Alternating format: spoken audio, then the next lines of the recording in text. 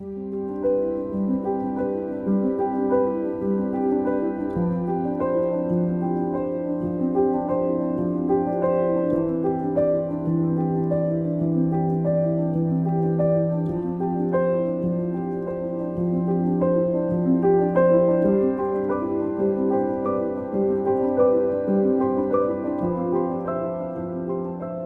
wanted to speak to the hero of mine, Paddy Madden, a nature educator who's written lots of books about school gardening and go wild in school, wildlife gardening in schools.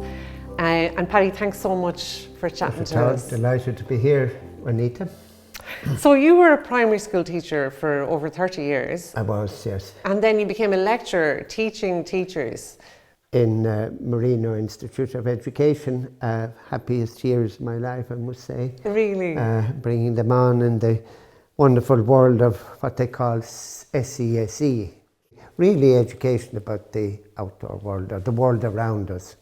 Absolutely. Which is what I was doing all those years. Yeah, yes. and then, as I say, your books are like Bibles for any teachers that want to do some school gardening. Hopefully the gardening ones, yeah, and hopefully I'll have a few more in the future. You're also a Heritage in Schools specialist Yes. since 1999 with the Heritage Council. Yeah, I went out on the pilot project back in 1999, and I've been at it for nearly on the 25th year now, the longest serving member of it at the moment, I think. And what do you think it does for a child? And you know, I know it's proven, for instance, being outdoors, like teaching outdoors. What do you think that does for the child? It makes such a difference, doesn't it, to them? Their mental health, you know, and their physical health, they're working outside, they're running outside, and they feel good when they come up inside, their heads are cleared, they're ready for anything. It's just the fresh air, they're working with soil, even digging. All these microbes are coming at them, and they're increasing their serotonin levels and making them feel good. When I was a primary teacher, I often just brought the children out to dig, and they'd say, "Well, we're going out today, sir. We're going out to dig today." And I let them out, dig, and nothing sown, nothing grown, just dig. And I didn't know it at the time, but I did notice the effect inside. They did far better maths or sums or English when they came in, and were far more ready for learning. I didn't know that actually it's scientifically done that working with soil actually makes you feel better and more alert. And lowers your blood pressure. Yes, it does all those other. Then you have, of course, the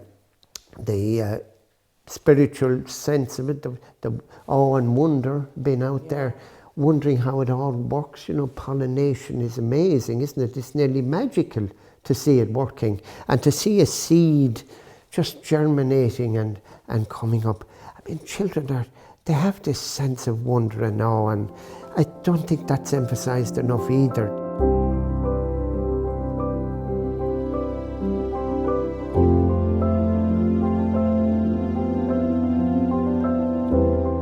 Caring and empathy. Now, I think they're two qualities that should be developed in children, and you do it through nature, looking after the earth, looking after the plants, looking after creatures in the plants.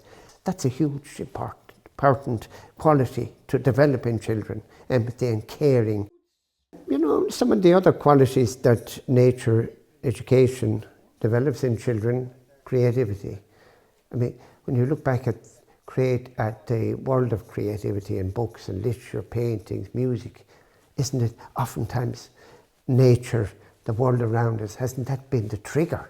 That has got the creative impulses going. I see the young people, yeah, they're brilliant. I mean, going around to the school, they'll come up, they say to you, that was the best lesson ever. That was the best day I ever had, when they maybe bring them outside, or you bring them out and doing school garden, and they'll come and they'll be honest about it. They'll never say to you that was horrible or that was a bad day. No, it'll be invariably we enjoyed that, or they'll come up and do this to you, and it was brilliant. And my position would be that love of nature, that's what you must bring.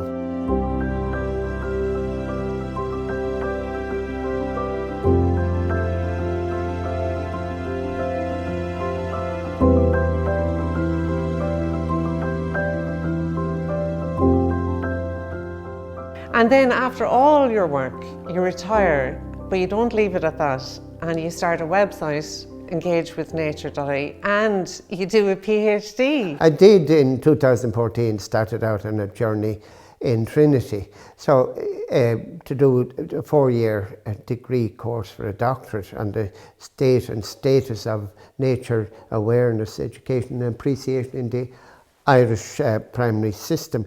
It came across in my research that nature study, even the words were denigrated as old-fashioned. A nature table was looked on as, wasn't interactive. Whereas in actual fact, a nature table is a very interactive thing. And I learned most of my nature from a nature table in primary school, but that was looked down on, not scientific and all of this. And it makes me sad, in a lot of schools you'll see amazing posters about the solar system. And they might know all about the solar system, but to think that they don't know those simple plants, the common stuff, the common birds, the common butterflies, I think we've lost. We certainly have, and they don't know it. No. My research showed it. I gave the IT initial teacher education students a test on their knowledge of nature. Now these would have gone through 8 years of primary school and 6 years of secondary, where 70% of them had studied biology, which I found out. 70% studied biology, and most of them studied geography as well in secondary. So I gave them the test based on the curriculum, the syllabus of 6th class, which is excellent, I have to say. Yeah. Now, I do not, the syllabus of nature education on the revised curriculum of 1999 is brilliant, but I don't think it's implemented properly. I don't think, but it outlines everything that should be done. So it was based on that. I gave them a multiple choice test on trees, butterflies, nature, vertebrates, invertebrates, food chains, pollination, habitats, conservation, all of that. And the results were shocking. I mean, multiple choice question, as you said, on the oak, just a picture of an oak leaf. And is this a willow leaf, an ash leaf, a beech leaf? Don't know. I mean, less than 14%, which is very low, could recognize common birds and butterflies, for example. I had pictures of them, they couldn't recognize them. Yeah. Just I mean, how can we expect the kids to learn these things? And less than 14 could tell me why a spider is not an insect. Yeah. Children, my granddaughter. I'm sure she knows. She knows the difference between with the 6 legs and the 8 legs. Couldn't differentiate between reptiles and amphibians and what they were. I also did the teachers. Did 216 primary teachers in Donegal, Galway, Waterford, Kildare, and all the Dublin local authority schools. A sample from all the local authority schools. So it was widespread around the country, and the teachers invariably, reported that the colleges of education wasn't up to standard. They didn't feel prepared. No, they weren't prepared at all. They sometimes felt a lot of them felt that they weren't taken out enough. Outdoors, where you do, that's where you learn. First of all, you have to get the children loving the world before asking them to save it. That David. That quote, yes, I actually have it here because I think it's so powerful. What is important is that children have the opportunity to bond with the natural world, to learn to love it before being asked to heal its wounds. That sums up everything, my whole philosophy of nature education. Love really is what it's about. If you love it, you'll act on it. Absolutely, and it's the foundation of a relationship. I feel strongly too that instead of maybe making children anxious about the environment and anxious about, everything is dying. Like a friend of mine told me recently that her 6-year-old, she overheard her 6-year-old daughter telling her 4-year-old son, well, the earth is dying, it's burning. Such a terrible message for a young child that's all we're giving them. We have to be really careful to explain the wonder of nature and how fabulous the earth is. And I mean, eco-anxiety, as you say, it is real in schools. And you will find actually children nearly a bit surprised that when you say to them, do not be worried about anything like this, but do something small. Like we'll sow an oak tree, for example, or we'll go out and we'll look at nature around us and we'll do our best to know about it. And if you know about it, you will act on it, you won't let it be destroyed. We are going to make sure that we grow up looking after it. It's all about taking small steps, you tell them. Small steps lead on to big steps. And if you take a small step by growing something or planting a tree or listening to birds or feeding them and looking after them and caring for them and being kind to the world, you don't have to worry. You're doing something yourself. And that's what we all need to do. Little steps turn into giant steps. So to look at it that way. And children do love the world from the beginning. I have a 3-year-old granddaughter and she loves the world. She loves the creatures, she loves the worms and even the spiders. I go back to nature education, that short, sharp bursts daily in school. That is far better than big convoluted lesson plans. I love that. Nature. You mentioned before a 15-minute walkabout. And the walkabout maybe every day, which is good for their head and for their heart and their health and all the H's. Just walk around the school and observe, is there any change today on the tree or on the birds, on the wind direction, on the air and all of that. Maybe there's no change, but at least let's look. Let's be aware. Is there more litter? Did somebody throw litter around the schoolyards or something like that? Just this awareness, short, sharp bursts of nature activity daily, and even just getting them to recognise the plants that they see or whatever they see. And that's something I thought was really interesting in your research, in that a lot of teachers seem to be intimidated by their lack of knowledge, but the idea that they can learn as they go and maybe bring their identification books with them, and that they can learn with the children to take away some of that. It's with the apps that they have there now. There's one called Flora Incognita. Have you ever used that one? It really does come up, and there are bird apps and all of that.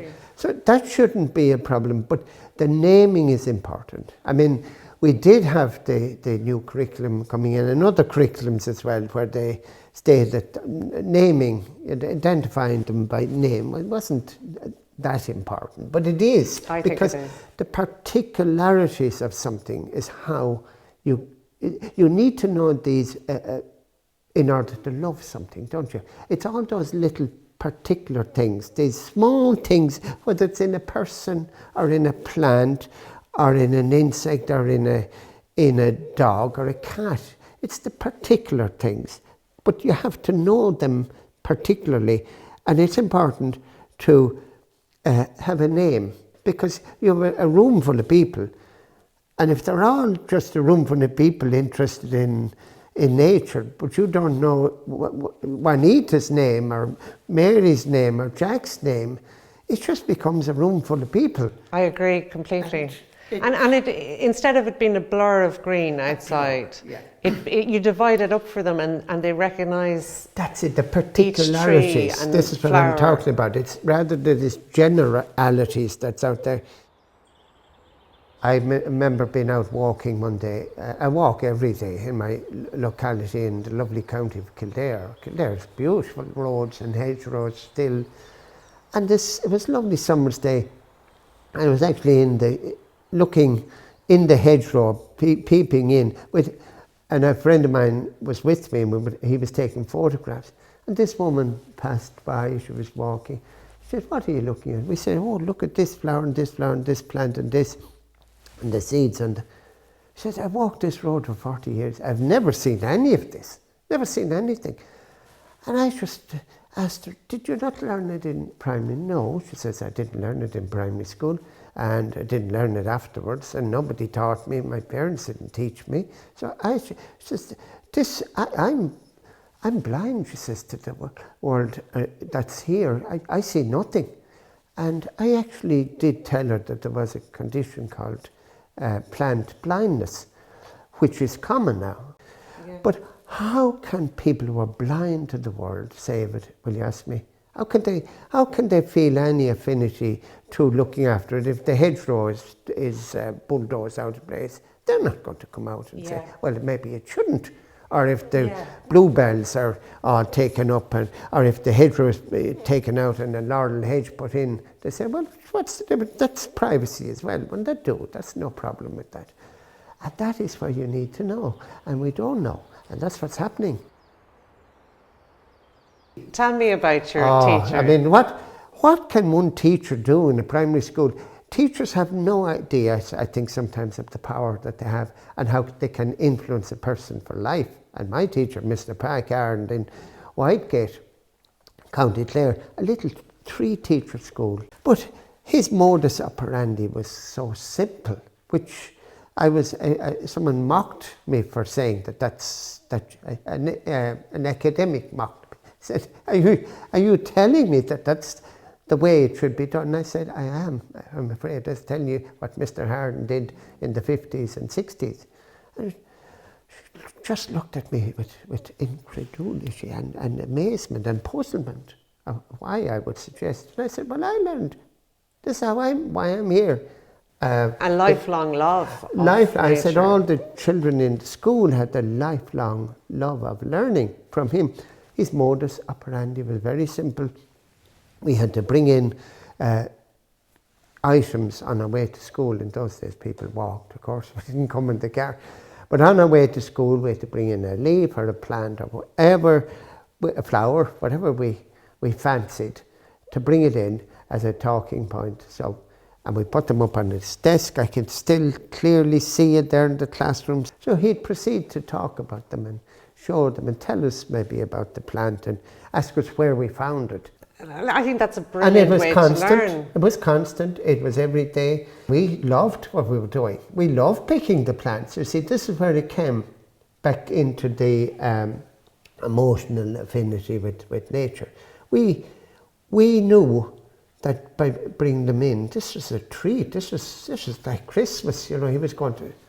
So wouldn't you love what you're doing and love going looking for the plants? You know, you might find wood sorrel or something and you bring that in and he'd taste it and he'd tell us about it. And I think that's what the teachers and all should be doing with children, looking at nature as a play on a stage, all the time unfolding and characters coming in. You take a dog rose, for example, beautiful, isn't it? The pink one especially. The wild rose, I think, is one of my favourite plants. But there it is, gone. It doesn't appear on stage. And suddenly in June, it arches out and says, look, and I'm here on stage. I have come to do my part. You get the beautiful pinks and whites, and it's festooning the hedgerows and covering, drooping over them, and it's just, you'd look at it in pure wonder and joy and awe, and to lift you, wouldn't it? And then it disappears and something else comes on stage. But all year, every month, there's some character on nature's stage, and I like to look on nature that way. And that's something to keep you occupied and interested. And grounded. And I think grounded, it's really good and to look for forward to.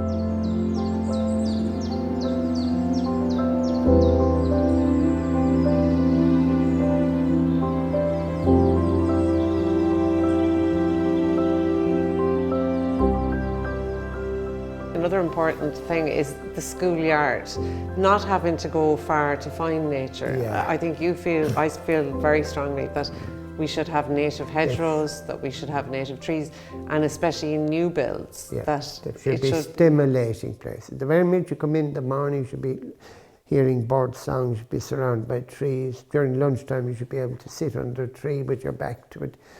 You should be able to see butterflies, pollination area, pollination zone in the school ground.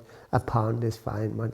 They can be made safe with a grid, and frogs and all of that, soil and worms and earth, and lots of trees of different types that are around, just for them to examine and to be aware of and see the stage the play unfolding, the drama unfolding in their school grounds all through the year. Wouldn't that be amazing? And that's what every school should have. There should be nature-rich, nature-centric school grounds, they call them. But you're right, the modern schools, they're wonderful inside. Big, spacious corridors, computer rooms, beautiful places. Yeah. And I just look, and then outdoors, there's no emphasis at all really on making schools nature-centric and biodiverse and places for children to unwind in nature.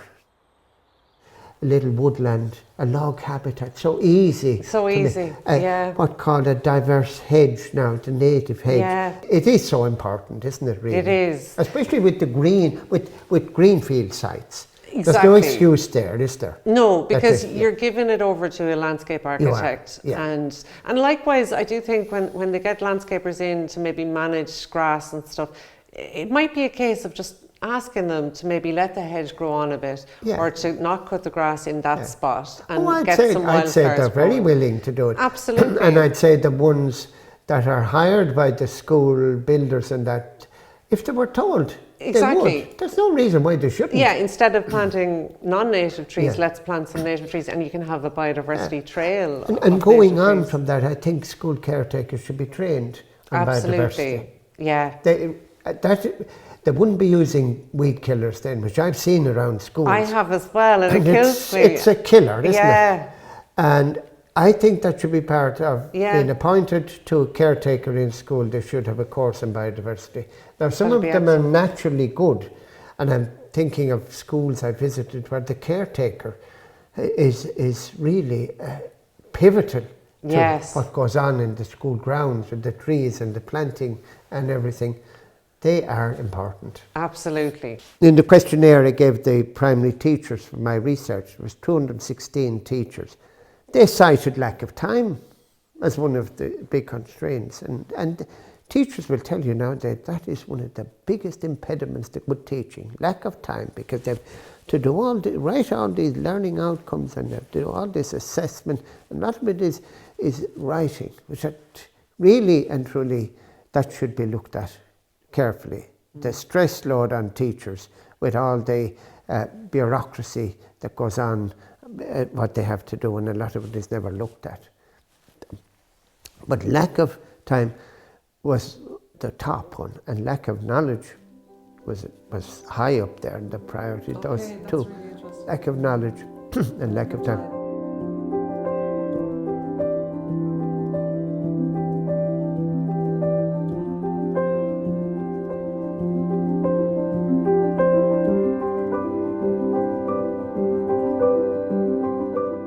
I do hope that the colleges of education, they really have to take it on board and turn out teachers well versed in the world around them. That is hugely important. Hugely important. I do feel that they have to take it on now. Every college of education should have a garden, really, to show them how to look after the soil, look after the earth. It's the most important thing you can teach children, really.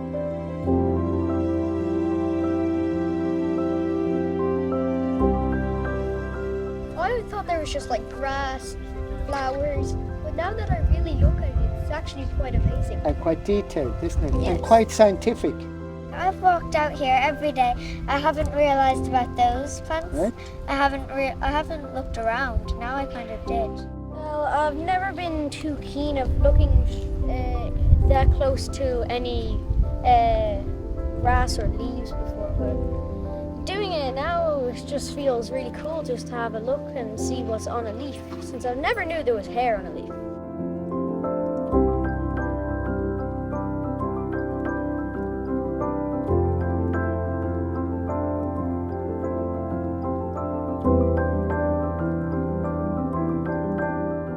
To let people know about our website, engagewithnature.ie.